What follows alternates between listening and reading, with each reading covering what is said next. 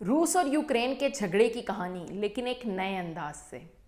रूस और यूक्रेन की पहले मंगनी हुई भी थी, जो कि 1991 में टूट गई, इस बात पर कि लड़का ज़्यादा कमाता नहीं है। अब मोहल्ले में ये खबर फैली हुई थी कि यूक्रेन का आजकल अमेरिका नाम के एक मालदार लड़के के साथ चक्कर चल रहा है और वो बहुत जल्द नेटो नाम की एक रस्म भी करने वाले हैं।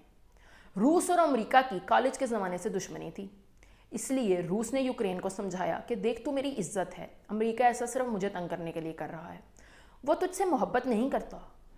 लेकिन यूक्रेन की आंखें तो अमेरिका की दौलत को देखकर चुंधिया चुकी थीं, इसलिए उसने रूस से कहा, चल निकल, नहीं तो अमेरिका तुझे नहीं छोड़ेगा।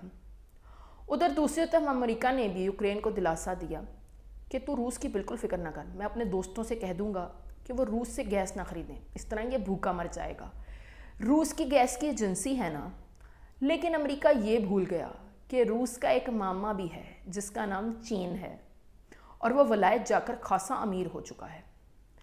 इसलिए उसके मामे ने उससे कह दिया था, पुत्र पैसे दी परवाह ना कर, बस तू नीवा ना होई। यूक्रेन क्योंकि रूस के चचा की बेटी भी है, इसलिए उसे दादा की तरफ से क्राइमिया कॉलोनी में एक प्लाट भी मिला हुआ था।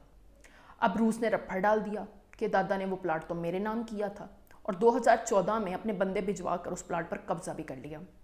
जब यूक्रेन को इस बात की खबर हुई तो उसने अमेरिका से कहा, वे अमेरिका रूस को मेरा प्लाट छोड़ा। लेकिन अमेरिका को पता था कि रूस के पास अपने दादा सोवियत यूनियन के दौर की बड़ी मैगजीन वाली बंदूक है, इसलिए वो रूस से लड़ना नहीं चाहता था। उसने यूक्रेन से कहा, छोड़ो डार्लिंग, हम इसे भूख से मारेंगे, तुम पहले नेटो वाली रस्म तो करो।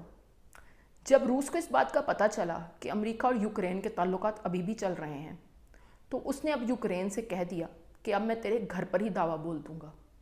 ये सुनकर यूक्रेन ने फिर से अमेरिका के सामने रोना धोना शुरू कर दिया और अमेरिका के वही दिलासे जारी थे। अब तो सुनने में आया है कि रूस ने यह भी कह दिया है कि हुन ते मैं तेनों चुक के ही ले जाऊंगा। दूसरी तरफ मोहल्ले में ये खबरें भी फैल रही हैं कि शायद रूस का मामा चीन अपनी पुरानी मंग ताइवान भी उठा कर ले जाए।